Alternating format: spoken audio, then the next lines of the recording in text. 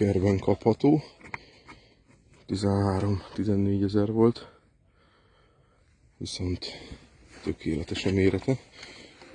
Egy pont belefér az etetőhajó, és még kényelmesebb becipzározható. És amiket lehet kapni a piacon, azok mind sokkal egyszerűbb, gagyibb anyagból vannak. Ez egy kicsit jobb. Nos.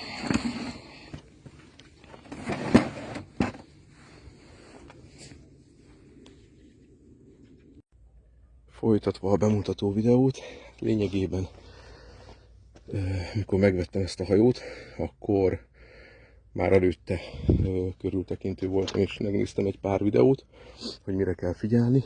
Először is arra, hogy hajlamos beázni, ami osztrák-német fószer mutatta, hogy szét volt rohadva belülről, de lehet, hogy ő úgy is használta, hogy nem figyelt rá is, és nem szárította ki megfelelően.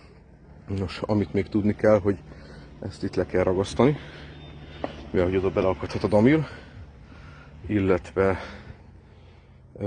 a hajó végébe kétszer 120 g olmot beletettem. Mikor fölteszem rá a dípert, akkor csobog, mert a díper 100 g-os, és kb. Ez a 20 g pedig kevés, viszont miután megtaláltam a helyet, hogy hova akarok behúzni, elmentem a koordinátát, és akkor leveszem a dípert, és onnantól kezdve már nem csobog. Ezt az orrészt szétszedtem a hajót, ez gyárilag ki volt fúrva, beletettem egy csavart, pillangócsavar, és mindent szilikonnal tömítettem, plusz még alulról is. A akkumulátort vettem, egyet rendeltem, a csoportban megtaláljátok, hogy kitől, eddig tökéletesen működik, 4-5-ször húztam most vele, mármint próbahúzásokat, akkor még nem volt benne a szerelék, csak a hajót vittem be. A lámpát a kínaiba vettem, kb. 800 forintért, de bitang világít sötétbe. Legelsőnek én a partot szoktam megadni, az nekem az 1-es. Hosszan nyomom a középső gombot, majd megnyomom az 1-est, és rögzíti. Ezt követően behúzok, kiválasztom a második helyet, hosszan nyomom a középső gombot, megnyomom a 2-est, és így tovább.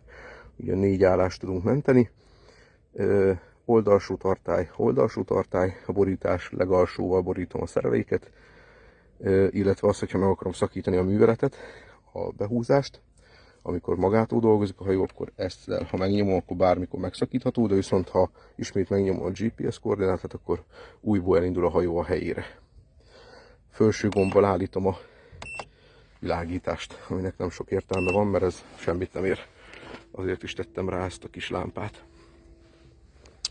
Hát összességében csodát nem kell tőle várni, viszont működik. Behúzta oda, ahova szerettem volna. Az biztos, hogy ez a kavicsólom, ez kevés. Legalább egy jó 140 g-os ólom kellene, hogy azonnal megfeszítse a zsinort, mert eléggé nagy körívet tett a hajó. Ez működik.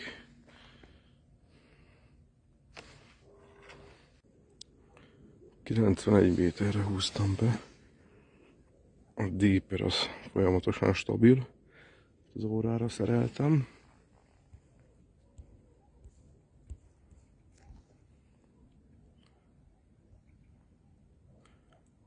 Most jön kifele a GPS alapján.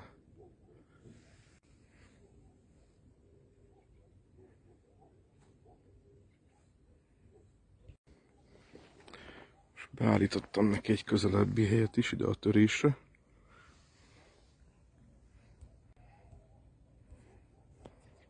Annyi, hogy a díper az 100 g, és azt lehet érezni, hogy a 120 g súlyozást azt jóformán ki is váltotta, de ha leveszem a dípert, mivel megtaláltam azt a 2 helyet, ahova horgászni akarok, akkor viszont visszáll a rend.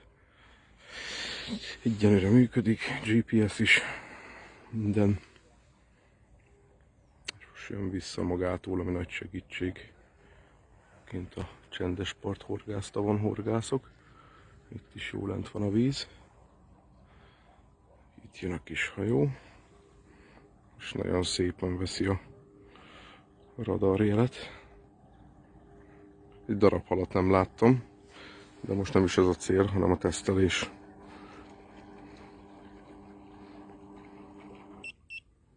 És itt a hajó. Egyelőre jól működik, egy kis lámpát szereltem rá, és lehet látni, hogy jól működik a díper is. Én most behúzok. Nos, bekapcsolom.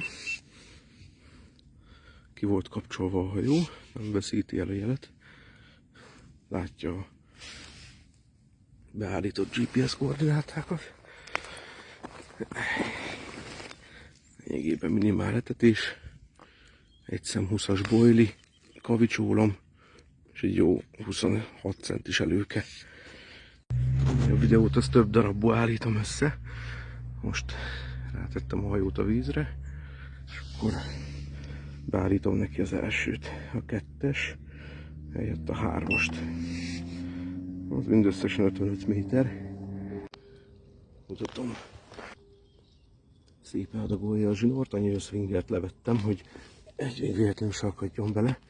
Szóval erre érdemes ide egy külön leszúrót telepíteni behúzáshoz, hogy a rottpadnak a részében ne bírjon beleakadni. Úgyhogy most megszólalt, és akkor igen, elérte a pontot, borít és borít. És mind a kettőt beborítottam. Közben megérkezett a hajó.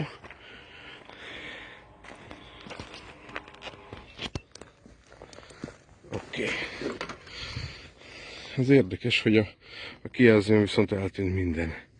De a hajó kijött. Szóval most újra ki meg bekapcsolom. Jó, nagy baj nincs. Szépen be lett húzva. Azért csodát nem kell várni ettől a kínai cucctól. De most meglátjuk a következő behúzásnál, hogy teljesít. És indul.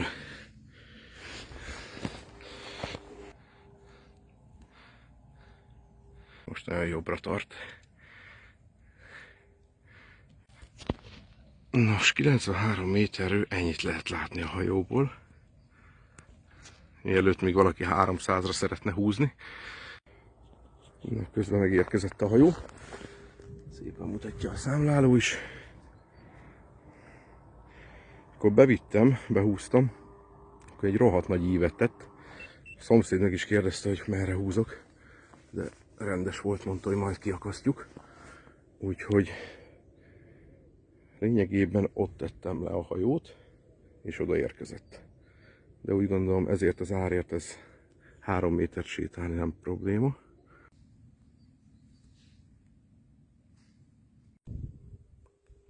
Sokadik behúzás. Aksi még tele. Most egy kicsit bentebb fogok húzni, mint 93 méter. 110 méterre húztam be. A díper olyan 100 méterig stabil volt. Addig folyamatosan tudtam radarozni. De közelemben nincsen hal, legalábbis a díper szerint.